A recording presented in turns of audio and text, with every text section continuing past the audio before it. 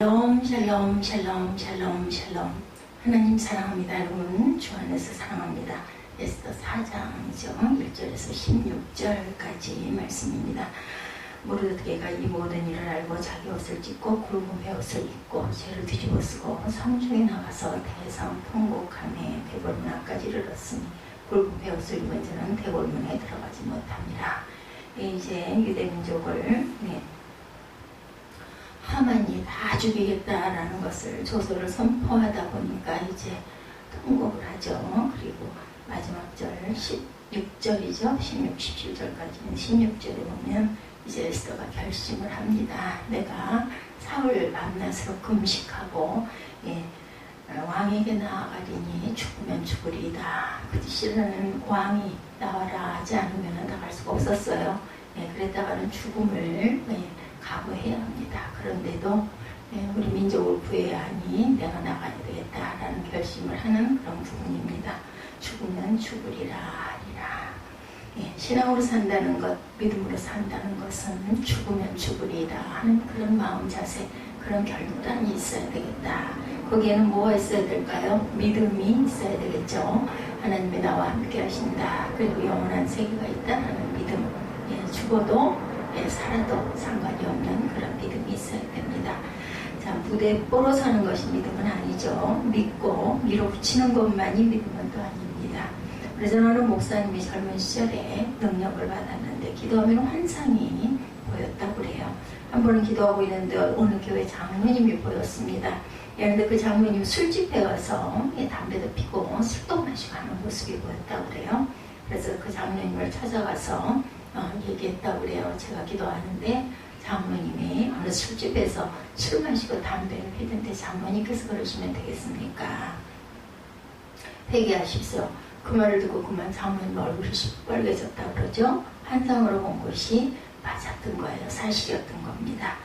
근데 또한 이제 그렇게 자꾸 이제 보이다 보니까 또 더 열심히 기도하게 되죠. 또 기도하는데 오늘 새벽 3시쯤 이분의 귀에 음성이 들렸다고 그래요. 서문시장에 있는 S상점에 가서 내가 원하는 물건을 다 골라라. 그러면 그것들을 그냥 줄 것이다. 그때 이분에게 많은 물건이 필요했는데 그런 음성을 들렸으니 얼마나 신났겠어요. 그래서 이분이 2시간 동안 차를 타고 서문시장으로 갔더니 과연 S상점이 있더랍니다. 상점에 들어가 필요한 물건을 많이 골라 그것을 그냥 가지고 나오려고 했더니 저 어머니 돈을 달라고 연락받지 못했으니까 누군가가 계산하셨을 건데요. 이렇게 물어보니 아니라고, 그렇지 않다고 그래가지고 아주 민망했었던 적이 있었다고 해요. 무슨 택도 않는 말이냐, 아주 창피를 당했다고 합니다. 믿음은 이렇게 무대뽀가 돼서도 안 된다. 물건을 샀으면 돈을 주고 나와야 되는 거죠. 그것은 하나님의 얼굴을 우리가 가리는 부분인데 왜 또 그렇게 음성이 들렸는데 이랬었는지 모르겠습니다. 분별력이 또한 필요합니다. 그래서 제일롭게 분별한답시고 매사에 계산만 하고 있으면 계산하다가 이런 낭패를 볼 수도 있겠죠. 막상 행동이 필요할 때는 주저합니다. 그것은 지혜가 아니라 오히려 비굴함이 될 수도 있습니다. 참 믿음은 용감하게 행동해야 할 때와 신중하게 기다려야 할 때를 잘 분별하고 행동할 줄 아는 사람이어야 되겠다. 믿음은 진짜 행동해야 할 때를 분별해서 행동으로 나아가는 용기를 의미하기도 합니다. 그러한 믿음의 대표적인 사람은 본문에 에스더라는 여인이죠. 에스더는 당시 페르시아 아수에로 왕의 왕비였습니다. 근데 당시 권력이 정말 실세가 하만 장군이었죠. 그는 특별히 유대인들을 유난히 싫어하는 데다 모르드게가 자신을 보고 고개를 숙이지도 않고 무릎을 꿇지도 않고 아수르의 왕이 조서를 내려서 모두들 하만에게 절하라고 그렇게 조서를 내릴 정도로 그렇게 대단한 실세였는데 아수르의 왕의 그 명령을 어떤 면으로 불복종이죠. 불복종하고 그리고 하만에게 무릎을 꿇지도 않았습니다. 유대인들을 그러다 보니까 더 싫어하게 됐죠. 하만은 유대인들을 다 학살하고자 아수에로 왕에게 간청하여 유대인들을 정한 날에 학살하고 재산을 몰수하라는 특별법을 만들었습니다. 이 특별법 때문에 페르시아 유대인들은 다물살당할 위기에 이제 처했죠. 이 특별법은 당시에 황제만이 취소할 수 있는데 당시에 유대인 중에 황제에게 나아갈 수 있는 자격은 왕비인 에스더 한 명밖에 없었죠. 그것도 청하지 않으면 나갈 수가 없었어요. 당시 페르시아법은 아무리 왕비라 해도 허락 없이 왕 앞에 나갔다가는 죽을 수도 있습니다. 에스더는 자기가 허락 없이 왕 앞에 가서 죽는 한이 있더라도 민족을 살려서 강해야 되겠다 이렇게 마음을 먹죠. 16절 하반절을 보면. 그래서 죽으면 죽으리라 아주 유명한 예문구가 됐습니다. 나도 나의 시녀와 더불어 이렇게 금식한 후에 규례를 어기고 왕에게 나아가리니 죽으면 죽으리이다. 죽이면 죽고 그래도 할 말 하고 안 되면 어쩔 수 없고 이런 믿음입니다. 에스더의 믿음의 행동은 하나님을 믿고 행동하는 용기였죠. 용기를 내서 담대하게 행동하는 사람들이 모두 하나님을 믿고 의지하는 믿음에서 나오는 용기라고만 할 수는 없는데 하나님을 믿는 믿음이 아니라도 자신의 혈기를 믿고 용감하게 행동하는 사람도 있고 무식해서 용감한 사람도 있고 헛된 욕망에서 나오는 용기도 있습니다. 그런 것은 어리석은 용기, 치기라고도 하죠. 오래전 서울의 과천의 동물원에서 어느 남자가 여자친구랑 데이트하다가 여자친구에게 용기 있는 남자라는 걸 보여주려고 겁도 없이 사자굴로 들어간 일이 있었다고 합니다. 사자가 웬 밥이냐고 달려들었는데 동물원 직원이 총을 쏘서 겨우 살아나왔다고 그래요. 쓸데없는 용기, 치기입니다. 이것은 좋은 일만 용기에 필요한 것이 아니라 나쁜 일에도 용기는 또한 필요하죠. 죄를 짓는 것도 사실은 용기가 필요합니다. 살인은 아무나 하는 것이 아니죠. 살인하는 마음들은 미워서 막 죽이고 싶어 이런 말들은 많이 하고 마음을 먹지만 실제 행동하는 사람은 극히 드뭅니다. 겁없는 사람이 할 수 있는 행동, 도둑질도 용기 없는 사람은 당연히 못합니다. 그 손이 덜덜 떨려서 어떻게 합니까? 시기도 아무나, 사기도 아무나 치는 것이 아니죠. 용감한 사람이 사기를 치는 것, 자살도 아무나 못합니다. 용기 있는 사람이 결단할 수 있습니다. 근데 문제는 용기가 다 쓸데있는 좋은 것들만은 아니라는 거죠. 그런 쓸데없는 용기, 망할 용기 이런 것들은 사실은 인생을 망치게 하는 그런 용기. 근데 우리 믿음의 사람은 하나님을 믿기 때문에 용기의 출처가 사람이 아닌 하나님에게 있는 것이 다릅니다. 하나님을 굳게 의지하면 두려움을 극복하고 용감하게 행할 수 있는 힘이 생기는 법입니다. 하나님께서 아브라함에게 본토 지친 척 아비 집을 떠나 내가 지시할 땅으로 가라 이렇게 말씀하셨을 때 아브라함에게 한 번도 가보지 못한 미지의 땅에 대한 두려움, 지금처럼 그저 레비가 있는 것도 아니고 나침반이 발달되어 있을 때도 아니었습니다. 어디가 어딘지 알 수가 없어요. 그죠? 그것에서 펼쳐질 자신의 불확실한 미래에 대한 두려움이 얼마나 컸겠습니까? 그러나 아브라함은 고향을 등지고 하나님의 명령하신 미지의 땅을 향해서 나아갔습니다. 단번에 가지는 않았어요. 그죠? 그렇지만 어찌됐든 말씀을 듣고 굳게 다짐을 하고 출발을 합니다. 아브라함이 하나님을 굳게 믿었기 때문에 하나님을 믿는 믿음에서 나오는 용기임에는 분명합니다. 예부터가 종교개혁을 할 때 보름수 회의에서 재판을 받게 됐다고 그래요. 당시 종교재판은 잘못하면 화형을 당하는 무서운 자리였습니다. 근데 그 자리에서부터는 자기를 무섭게 째려보는 재판관을 본 게 아니라 하나님이 나를 지켜보고 계시다는 그러한 그 생각을 굳게 했겠죠. 그리고는 담대하게 하나님이여 나 여기 서 있습니다 하고 외쳤다고 합니다. 지금도 그때 마틴 루터가 서 있던 자리가 종교개혁 성지 순례자들을 위해서 조그맣게 구별이 돼서 표시되어 있다고 합니다. 마틴 루터의 담대한 용기는 바로 하나님을 믿는 믿음에서 나온 용기죠. 우리에게 필요한 것도 바로 이런 믿음입니다. 어떤 가능성도 없는 자리이더라도 하나님을 믿고 나아가겠습니다. 하나님이 책임져 주십시오. 그러면 용기가 생기죠. 에스더가 왕에게 나아갈 때 자신의 청혼이 이루어질 가능성이 얼마나 있었을까요? 거의 없었던 거죠. 단박에 죽을 수도 있으면 게다가 30일 동안 왕이 에스더를 찾지 않았다고 기록되어 있습니다.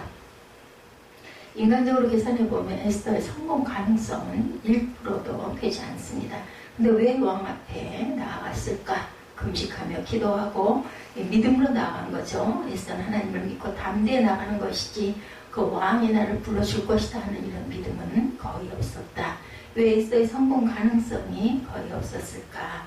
당시에 페르시아법이 왕비라도 왕의 허락 없이 나가면 죽이는 법이 있었습니다. 왕의 신하들과 왕의 각 지방 백성이 다 알거니와 남녀를 망란하고 11절에 보면 부름을 받지 아니하고 안뜰에 들어가서 왕에게 나가면 오직 죽이는 법이요 왕이 그자에게 금규를 내밀어 살 것이라. 이제 내가 부름을 입어 왕에게 나가지 못한 지가 이미 30일이라 하라 하니라. 당시에 페르시아의 공중법은 이렇게 엄격했습니다. 왕의 암살을 막기 위해서 아무나 접견 못하게 했고, 접견을 하더라도 사전에 신청하여 사유를 밝히고 허락을 받고 나아가야 했습니다. 그리고 왕비도 함부로 왕을 정결하지 못하도록 한 것은 왕비가 정치에 함부로 개입하지 못하도록 하는 그런 뜻도 있었다고 하죠. 이렇게 에스더는 왕비라도 왕을 마음대로 만날 수가 없었고, 왕이 에스더를 찾은 지 한 달 이내 되었다는 것은 왕이 에스더를 향한 애정이 이미 많이 식어 있었을 때다. 그러므로 설사 왕이 에스더를 만나 주더라도 에스더의 청을 들어줄 가능성 또한 거의 희박했습니다. 왕의 이름으로 쓰고 어인이 찍힌 조서를 함부로 또한 취소할 수가 없었습니다. 왕이 하만에게 허락한 유대인 학살 조서는 이미 왕이 허락하고 왕의 이름으로 공포한 특별법이었습니다. 그래서 3장 12절에 나와 있죠. 첫째 달 13일에 왕의 서기관이 소집되어 하만의 명령을 따라 왕의 대신과 각 지방의 관리와 각 민족의 관원에게 아수에로 왕의 이름으로 조서를 쓸 때 곧 각 지방의 문자와 각 민족의 언어로 쓰고 왕의 반지로 인친이라 이렇게 증거되어 있습니다. 그것은 아무나 취소할 수 없는 특별법. 에스더 8장 8절에 너희는 왕의 명으로 유대인에게 조서를 뜻대로 쓰고 왕의 반지로 인을 칠지어다. 왕의 이름을 쓰고 왕의 반지로 인친 조서는 누구든지 철회할 수 없음이니라 하니라. 에스더의 부탁을 들어주려면 왕이 자신이 허락한 이전에 그 조서를 취소해야 하는데, 그것을 취소한다는 것이 왕의 채통을 무너뜨리는 일이기 때문에 사실상 상당히 난처한 일이었습니다. 그런데 왕의 채통을 깎는 일을 에스더가 이제 부탁을 하러 가는 것입니다. 왕이 어찌 이를 이렇게 쉽게 허락하겠는가? 인간적으로 계산해 보면 가능성이 거의 0%에 가까운 요구였습니다. 이렇게 성공 가능성이 없음에도 불구하고 에스더는 왕 앞에 나갈 수밖에 없었죠. 이야기 민족이 다 멸살이 될 그런 때에 지금 바닥바닥 하루하루 다가오고 있습니다. 오직 하나님의 간섭만 믿고 하나님께서 해주실 것이다 라는 믿음을 가지고 나아가는 거죠. 토인별은 일찍이 인간의 역사는 많은 사람에 의해 진보하고 발전하는 것이 아니라 창조적인 소수의 신용과 용기에 의해 이룩된다, 이런 말을 했다고 그래요. 적당하게 일하는 다수에 의해서 역사가 진보하는 것이 아니라 용기 있는 소수의 믿음 있는 사람을 통해서 역사가 발전한다는 것이죠. 이스라엘 민족도 한 여성의 용기를 통해서 이제 살아남은 거죠. 이렇게 믿음으로 살려면 용기가 특별한, 각별한, 죽으면 죽으리다 하는 그런 용기, 목숨을 내놓는 용기가 필요합니다. 한 사람 전도해서 생명을 살리는 것도 용기가 필요합니다. 주의를 지키는 것도 용기가 필요합니다. 11조도 또한 결단의 용기가 필요합니다. 그냥 하려고 하면 쓸 데가 얼마나 많아요. 아까워서 낼 수가 없어요. 그러나 그러한 물질 헌신도 믿음의 용기를 가졌을 때 하나님이 주신 거니까 당연히 하나님께 드려야지, 이런 믿음이 있어야 할 수 있다.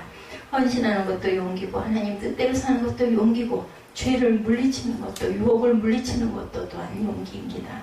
그러므로 용기 없는 사람은 큰 일을, 특별한 일을 행할 수가 없습니다. 용기 없는 사람은 큰 복을 또한 받을 수가 없습니다. 죽음을 각오하고 나아가는 용기, 죽으면 죽으리이다. 에스더는 왕 앞에 나아갈 때 죽음을 각오하고 나갑니다. 왕이 자신을 향한 내성도 식었다는 것도 알고 있습니다. 자신이 유대인을 살려달라고 요구하면 그것이 왕의 체면을 깎는 굉장히 불편한 요구인 것도 알고 있습니다. 자신의 요구가 들어주기는커녕 왕을 자극해서 왕의 에스더를 죽여야 할지도 모릅니다. 그러한 일이 벌어지면 이제 나는 죽겠다 하는 각오를 가지고 왕 앞에 사흘을 밤낮을 금식하고 나아가는 거죠. 죽음을 각오하면 못할 게 없다. 어떤 사람을 가장 감당하기 힘든가? 죽으면 죽지, 죽이면 죽지, 이런 각오, 목숨을 내놓는 각오죠. 어느 목사님 자기 교회 족복 두목이 예수 믿고 나오는데 덩치가 호리호리한 게 아니라 호리호리해서 싸움을 잘할 것 같지가 않았다고 그래요. 그래서 물었답니다. 어떻게 그 작은 덩치로 싸워서 두목이 되었어? 하고 물어봤더니 그 조폭 두목이 목사님 나는 싸우면 목숨 걸고 싸웁니다. 이렇게 대답을 하더라죠. 네, 목숨을 걸고 싸우다 보니 이겼고 두목까지 된 거라고. 우리가 생명을 내놓고 달려들면 정말 감당하기가 어렵습니다. 이 세상 일도 그렇게 목숨 걸고 하는 사람이 뭔가 하죠. 예, 그렇다면 우리는 하나님의 일을 목숨 걸고 해야 되겠죠. 예, 믿음도 또한 목숨을 내놓은 그런 믿음을 가지고 나아가야 합니다. 우리가 주의 일을 죽음을 각오한다면 못할 게 없습니다.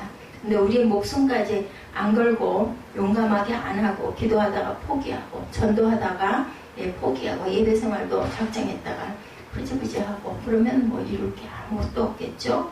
편하고 쉬워요. 안 하는 건 하는 것보다. 하나님 보이실 때 오늘날 교회 성도 수는 많지만 진정으로 하나님을 위해서 주님을 위해서 목숨 걸고 충성하는 일꾼, 하나님 믿고 맡길 만한 일꾼이 점점 줄어들고 있다고 하죠. 어느 대형교회 목사님이 고백하셨다고 합니다.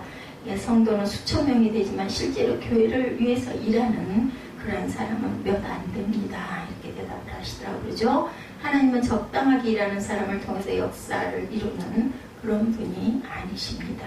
하나님은 하나님을 위해서, 주님을 위해서, 예수님을 위해서 목숨 걸고 나아가는 에서 같은 인물을 통해서 역사를 만들어 가시죠. 출애굽의 역사는 목숨 걸고 용감하게 바로왕과 대결한 모세를 통해서 애굽에서의 역사, 출애굽이 이루어집니다. 가나안 정복의 역속 또한 목숨 걸고 담대하게 순종한 모세와 여호수아를 통해서 이루어집니다. 이스라엘 성전을 짓고 이스라엘을 최고 찬란한 역사는 골리앗과 목숨 걸고 용감하게 싸운 다윗을 통해서 그 역사가 꽃이 핍니다. 바벨론 포로 해방은 목숨 걸고 신앙을 지킴으로 사자굴에서도 지켜주시는 살아계신 하나님을 다리오 왕에게 보여준 다니엘을 통해서 역사가 시작이 됩니다.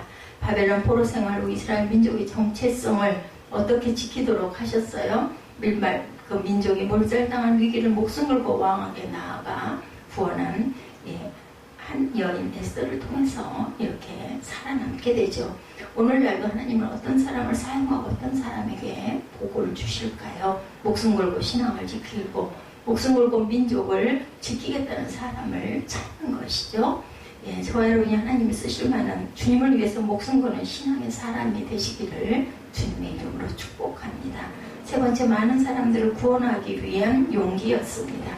에스더가 죽음을 각오하고 왕 앞에 나아가는 것은 페르시아에 사는 많은 유대인들의 목숨이 걸려있기 때문이었죠. 그래서 에스더는 많은 동족들의 생명을 살리기 위해서 목숨을 거는 담대한 결심을 하고 나아갑니다. 에스더의 이 행동은 하만의 유대인 학살 계획을 무산시키고 유대인의 목숨을 살린 계기가 되었을 뿐 아니라 유대인들이 길고 긴 바벨론 포로 생활 속에서 유대인의 정체성을 지키고 민족성과 그 신앙을 자랑하고 지켜나간 중요한 계기가 됩니다.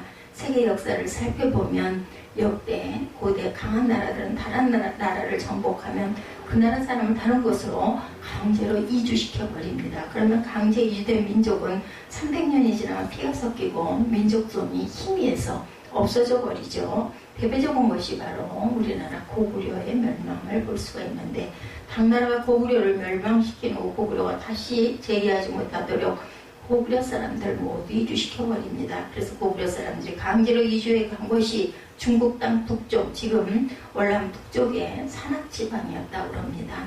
지금도 거기를 가면 소수민족 마오족이 사는데 그 마오족의 조상들이 바로 고구려 사람들이랍니다.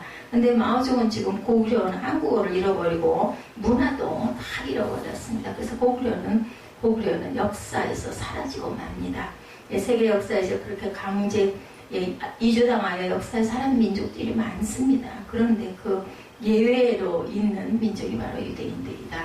유대인은 바벨론 70년 포로 생활을 하죠. 바벨론이 망해도 그 뒤를 페르시아가 지배했는데 유대인 소수가 돌아오고 대부분 페르시아에서 남아 그대로 살고 있었어요. 그래서 이야기는 페르시아에 남아있던 유대인들이 어떻게 학살 위기를 극복하고 살아남았으면 어떻게 그 민족성과 종교를 유지할 수 있는가를 알게 해주는 그런 내용인데, 유대인들이 살아남아 그 민족성을 유지할 수 있었던 결정적인 사건이 바로 이런 에스더의 사건, 즉 한 여인 에스더의 용감한 행동은 민족을 살리기 위한 위대한 행동이었다. 한 사람의 용기 있고 의로운 행동, 의로운 희생은 많은 사람을 살리게 됩니다.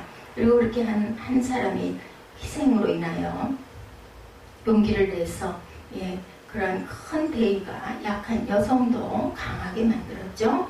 예수님은 십자가를 어떻게 치셨어요? 많은 사람을 구원해 주시려고, 죄를 사해 주시려고, 천국으로 보내려고 그 대의가 예수님을 굳건하게 그 길을 용감하게 걸어가게 한 겁니다. 예수님이 십자가 지시기 전에 하신 기도에 보면 요한복음 17장 내용이죠. 13절에 지금 내가 아버지께로 가오니 내가 세상에서 이 말을 하옵는 것은 그들로 내 기쁨을 그들 안에 충만히 가지게 하려 함이니이다. 유언이에요. 유언. 그들에게 그들 마음 안에 내 기쁨을 그들도 느끼게 하기 위해서 내가 이렇게 십자가에 못 박혀 갑니다. 예수님은 자신의 희생으로 많은 사람을 살린다는 기쁨으로 충만했습니다. 그리고 그 기쁨을 제자들도 충만하게 경험하기를 기도했던 거죠. 나의 전도 한 사람을 살릴 수 있다면 우리는 용감하게 그 일을 할 수 있어야 합니다. 에스더 같은 용기와 믿음으로 한 사람을 살릴 수 있어야 되겠죠. 용감한 성도들이 되시기 바랍니다. 에스더의 믿음의 행동은 용기 있는 믿음의 행동이었습니다. 하나님을 믿고 행동하는 용기, 죽음을 각오하고 나아가는 용기, 많은 사람을 구원하기 위한 죽으면 죽으리다 하는 그런 용기였었죠. 이런 용기를 가지시는 저와 여러분, 하나님을 믿고 행동할 줄 아는 용기, 죽음을 각오하고 나는 죽으면 죽는다, 뭐 땅에서 살게 하시면 땅에서 열심히 살고 또 할 때 되면 천국으로 가서 나는 하나님과 함께 하나님을 바라보며 살겠다, 이런 용기, 많은 사람을 또한 죄에서 구원하기 위한 그런 용기로 열심히 하나님을 증거하는 증인된 삶을 사는 저와 여러분이 되시기를 주님의 이름으로 축복합니다. 기도하시겠습니다.